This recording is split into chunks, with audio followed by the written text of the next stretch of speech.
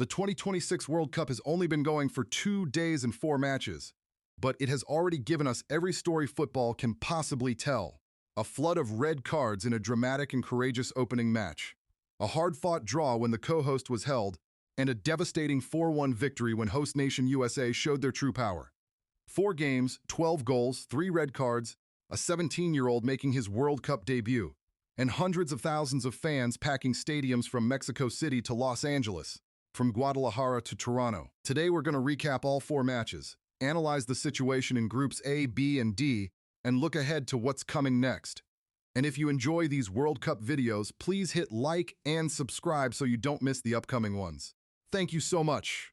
Part 1, Match Day 2, June 13, Groups B and D, kickoff United States 4-1 Paraguay, SoFi Stadium, Inglewood, Los Angeles, 492 spectators. If the opening day belonged to Mexico, then June 13 belonged entirely to the United States, and they turned it into an unforgettable night. Before kickoff, SoFi Stadium held its own special opening ceremony featuring huge stars. Katy Perry, HER, rapper Future, and South African singer Tyla, all performing in red, white, and blue. Lisa from Blackpink lit up the stage with her choreography, and Brazilian singer Anitta also joined in. Actor Jason Sudeikis led the flag parade onto the pitch. In the stands, Hollywood turned out in force. Owen Wilson, Henry Cavill, Jamie Foxx, Paris Hilton, and Sofia Vergara were all there. Outside the stadium, fans from across America poured in. One group of 4 dressed as Elvis Presley, George Washington, Uncle Sam, and Davy Crockett. They paid $5,900 each for tickets without even knowing their seats. 2 guys cosplaying as Mario and Luigi drove over 3,500 kilometers from Detroit just to watch the game. A father with his 2 young daughters stood outside looking for tickets and said, "Put on your team jerseys and enjoy it. This is the moment that connects people from all over the world." That festival atmosphere became extra fuel for the U.S. team the moment the ball started rolling. Mauricio Pochettino's side stepped onto the pitch with total focus and a meticulously prepared game plan. Let's be clear. The USA are not hosting this World Cup just for money or tourism. They are serious, they are genuinely strong, and they have big ambitions.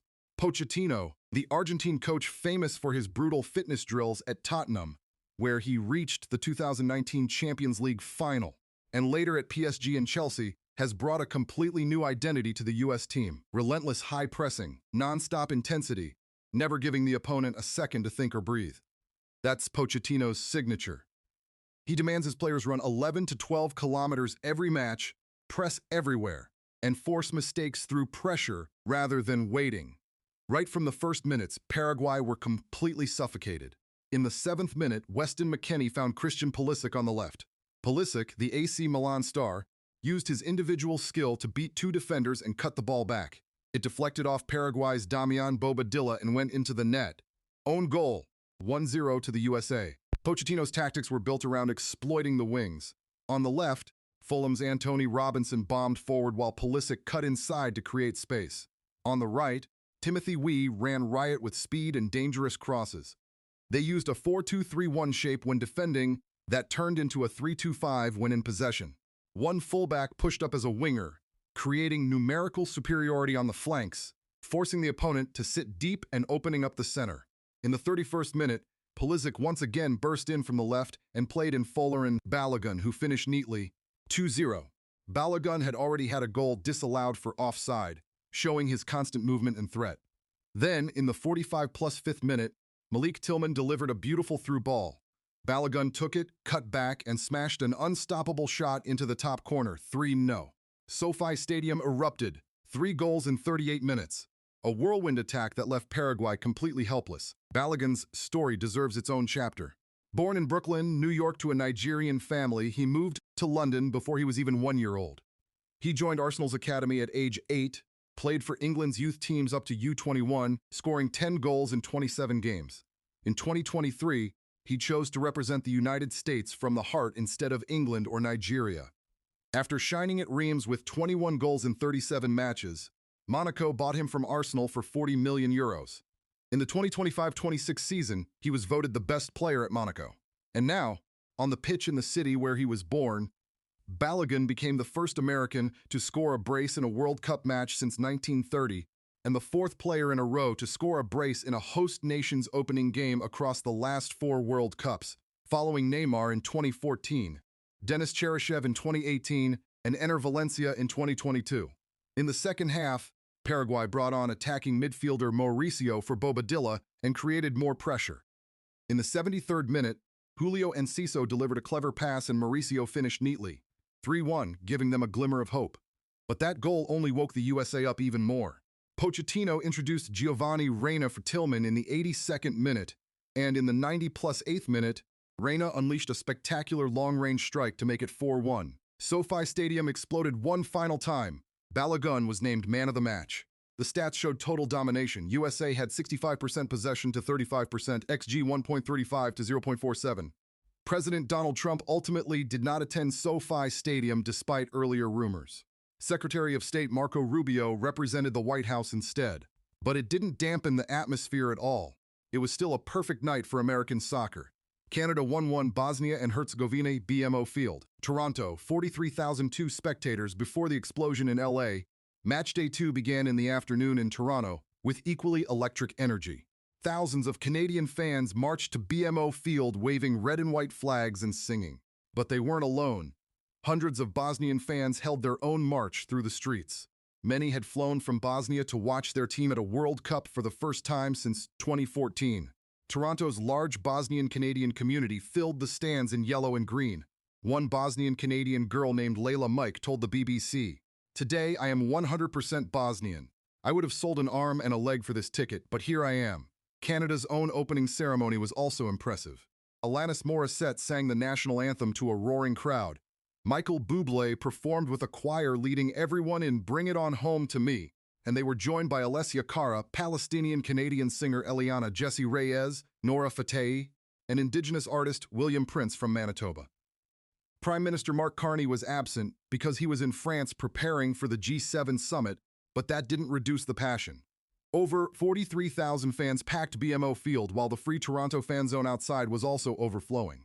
However, that electric atmosphere was quickly tested once the game started. Bosnia and Herzegovina, coached by Sergei Barbaras, played with great confidence and showed no fear of the home crowd.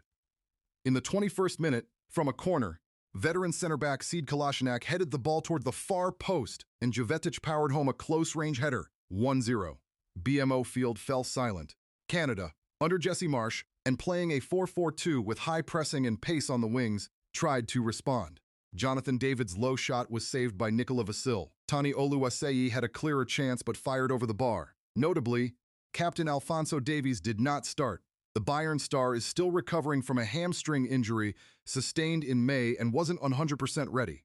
Steven Eustachio wore the armband. In the second half, Canada pushed hard. Oluwaseyi started with a beautiful Cruyff turn and nearly scored with a header, but Catch got a touch. Eustachio crossed for Larriea, but Kolasinac made a heroic clearance on the goal line, a classic goal line save. At the other end, Maxime Crepeau also had to make big saves against Demirovic. Marsh made changes, bringing on Ali Ahmed, Promes David, and Jacob Schaffelberg in the 61st minute, then secret weapon Sile Larin in the 66th. Larin needed just 2 minutes. In the 78th minute, Promes David put the ball into a dangerous area. Larin spun instantly and finished cleanly. 1-1. BMO Field erupted with emotion. Larin said after the match, "I scored when Canada needed me, and I always do." They almost completed the comeback in stoppage time, but Tarek Muharemovic blocked it. The game ended 1-1. Canada earned their first ever point at a World Cup, ending a streak of 6 straight losses at the finals. Ismail Kone was named man of the match for his impressive midfield control. Canada had around 60% possession, 13 shots to 8 and 9 corners to 4, but couldn't find a winner.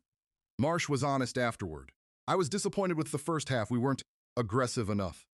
At halftime, I told them, we've got them now. Let's step on their throats."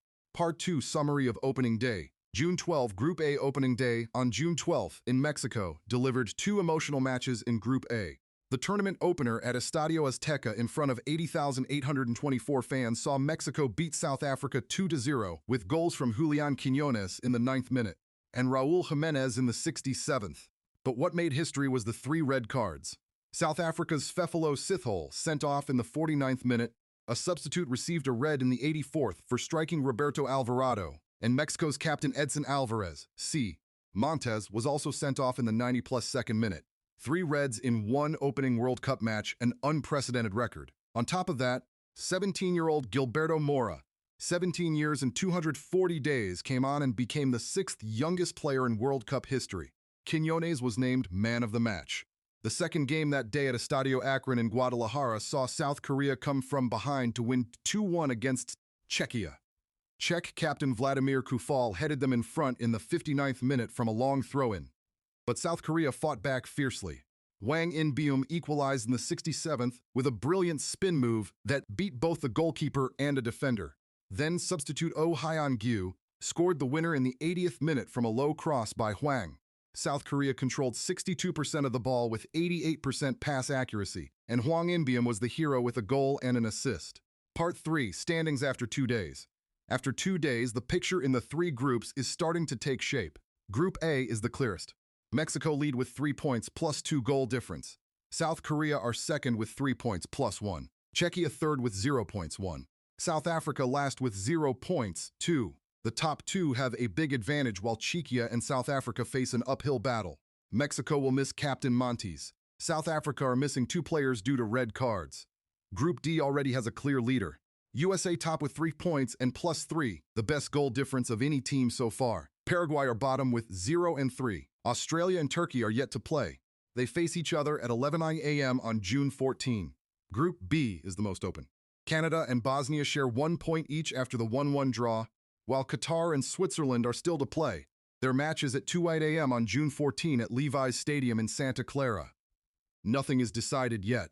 Part 4, Team Analysis. In Group A, Mexico are in the most comfortable position with 3 points plus 2 and home advantage throughout the group stage. However, losing Montes means coach Javier Aguirre must reorganize the defense for the June 19 clash with South Korea in Guadalajara. South Korea also have 3 points but need to improve their finishing. Son Heung-min missed several chances. Hwang In-beom was the real star. Czechia have no points and must win. Their game against South Africa on June 18 in Atlanta is their best chance. South Africa, now missing 2 players, are in the most dangerous situation. In Group D, the USA are clearly the strongest, and this is not just because they are hosts. The Paraguay match showed their real quality. Relentless pressing, wing attacks with Robinson on the left and Weah on the right, Pulisic cutting inside, McKennie running everywhere. They have Pulisic Serie A level. Balogun, Monaco star born in Brooklyn and Arsenal Academy product. McKennie, Juventus experience. And Tyler Adams, excellent ball winner. The USA are genuine contenders. Paraguay are in deep trouble after the 4-1 loss. Their June 20 match against Turkey in Santa Clara is now a must-win. In Group B, both Canada and Bosnia are now in a position where they probably need at least 1 win from the remaining 2 games to be safe. Canada face Qatar on June 19 in Vancouver. Home advantage against the 56th ranked team. A golden opportunity. They don't just need to win.